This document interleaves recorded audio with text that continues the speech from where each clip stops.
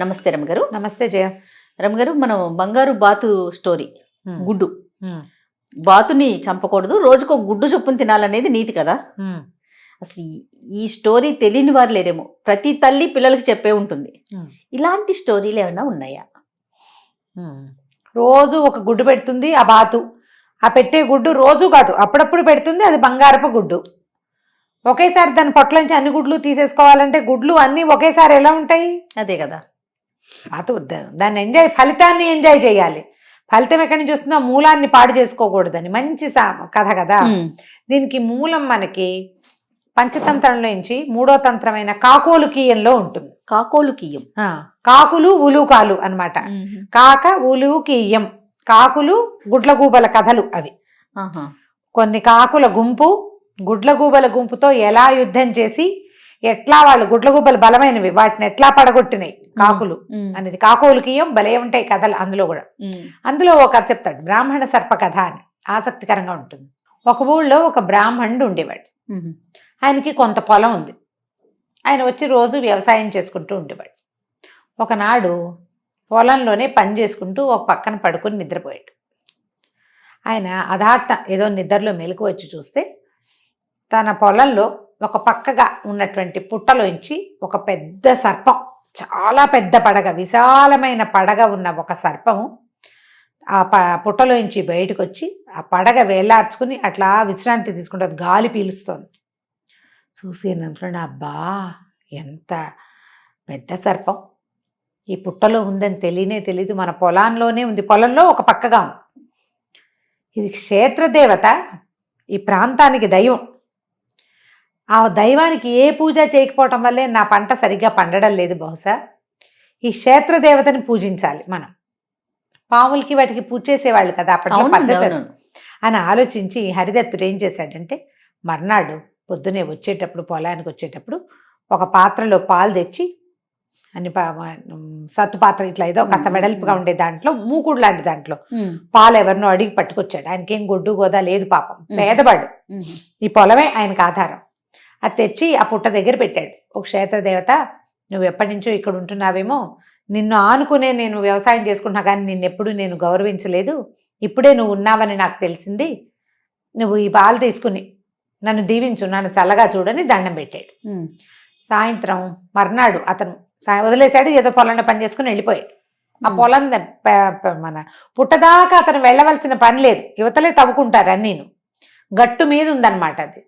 తర్వాత మర్నాడు పొద్దున మళ్ళీ పాలు తెచ్చి ఇందులో పోసే సమయానికి అతనికి ఆ పాత్ర అడుగున ఒక బంగారు నాణ్యం కనపడింది. సర్పం పాలు తాగేసి బంగారు నాణ్యం పెట్టింది అందులో. రోజు పాలు పెట్టేవాడు, రోజు సర్పం ఆ పాలు స్వీకరించేది. క్షేత్రదేవత ఒక బంగారు కాసు అక్కడ అందులో ఆ పళ్ళెల్లో ఉంచేది, తెచ్చుకునేవాడు.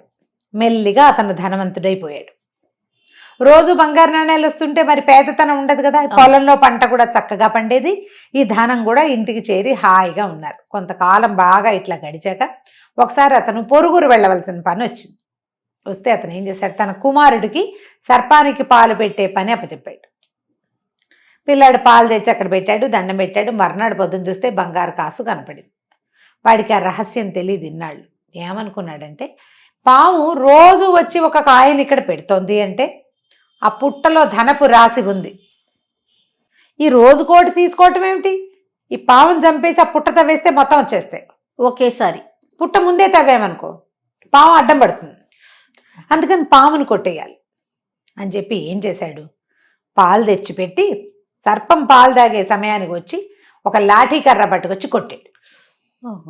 కొట్టేసరికల్లా పాముకి దెబ్బ తగిలింది, కానీ తప్పించుకుంది. ఇంత పెద్ద పడగున్న పాము తప్పించుకుని కోపంతో, ఉక్రోషంతో, తన్ని కొట్టిన వాడిని ఊరుకుంటుంది ఆ సర్పం, తన మీద కర్రలేస్తే అంతెత్తున లేస్తుంది.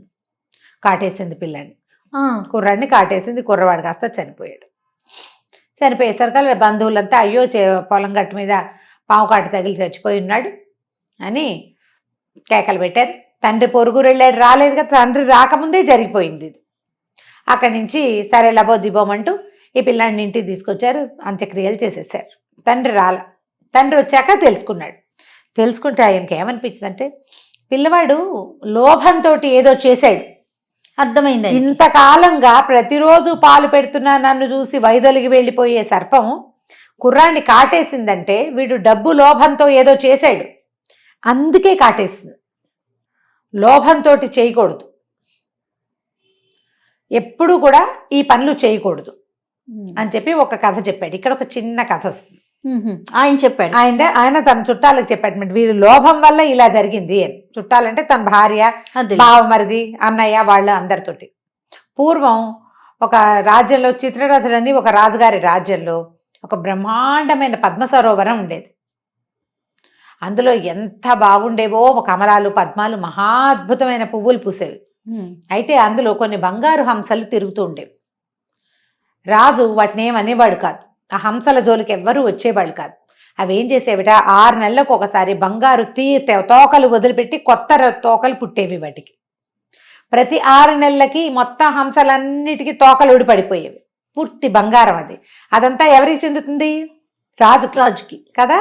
ఇప్పుడు ప్రతి 6 నెలలకి ఈ హంసలన్నీ పిల్లలు పుడుతూ ఉంటాయి, వాటికి అన్నిటికీ రెక్కలు వస్తాయి, రెక్కలు విడిచేస్తాయి అవి.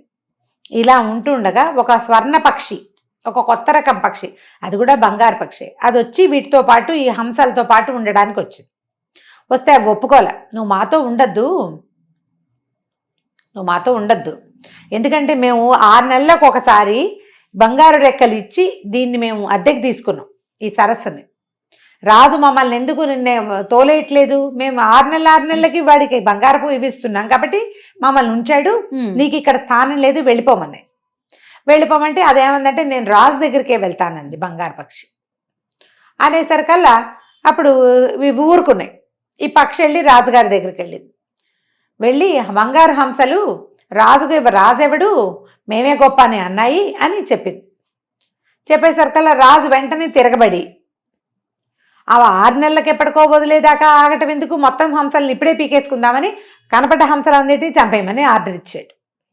వెంటనే ఆ పక్షుల్లో ఉన్న ముసలి పక్షి ఏమందంటే మనం ఇక్కడ ఉండకూడదు, సేఫ్ కాదు అని చెప్పి మొత్తం పక్షులు ఇక ఎప్పటికీ ఆయనకి ఒక పక్షి కొత్తగా వచ్చిన ఒక పక్షి కోసం ఆలోచన చేస్తే సంవత్సరాల తరబడి వచ్చినవన్నీ మొత్తం బంగారు పక్షులు వెళ్ళిపోయినాయి. అట్లా లోభం ఇది. నా కుమారుడు ఇట్లా చేశాడని మర్నాడు ఏం చేశాడట, ఆయన స్వయంగా మా పాత్రతో పాలు తీసుకెళ్తే సర్పం బయటకు వచ్చి నువ్వు మళ్ళీ నా దగ్గరికి రావద్దు, నువ్వు లోభంతోటే నా దగ్గరికి వచ్చావు, కుమారుడు చనిపోయాడన్న కష్టాన్ని కూడా నువ్వు లోపల పెట్టుకున్నావు, కానీ ఈ జీవితంలో నీ కొడుకు పోయిన దుఃఖాన్ని నువ్వు, లాఠీ దెబ్బని నేను ఎప్పటికీ మర్చిపో. దెబ్బతిన్న వాళ్ళు మర్చిపోతారా ఎప్పుడైనా? నా దెబ్బని నేను మర్చిపోనంటే నీ పిల్లవాడి దుఃఖాన్ని నువ్వు మర్చిపోవు. లోభంతో వచ్చావు నువ్వు, నీకు నాకు చెల్లు, ఇక నువ్వు రావద్దు, నేను నువ్వు పెట్టిన పాలని స్వీకరించను అని చెప్పి సర్పం లోపలికి వెళ్ళిపోయింది. అయ్యో కుమారుడు పోయాడు, లోభ మనకి దక్కవలసిన సంపద పోయింది, ఇంకేముంది ఇప్పుడు ఎప్పటికప్పుడు వచ్చే సంపదంతా కుమారుడికి, వాడే లేకపోయాక ఇంకేముంది, దుఃఖిస్తూ వెనక్కి వెళ్ళిపోయాడు. ఎప్పుడు కూడా చాలా లాంగ్ రన్లో నిదానంగా వచ్చేదాన్నే చూడాలి, కానీ ఒకేసారి అది మన నెత్తి మీద లప పడిపోవాలని ఆలోచిస్తే ఇలా జరుగుతుంది. ఎట్లా అయింది చూడు కదా. ఇంచుమించు మన బంగారు బాతుగుడ్డు కథ ఇది ఒకటే రకం కథ, కొంచెం కొత్తది. ఇది పంచతంత్రం సంస్కృతంలో ఉన్న పుస్తకాల్లో మనకి కనిపిస్తుంది. సూపర్. నమస్తే. నమస్తే జయ.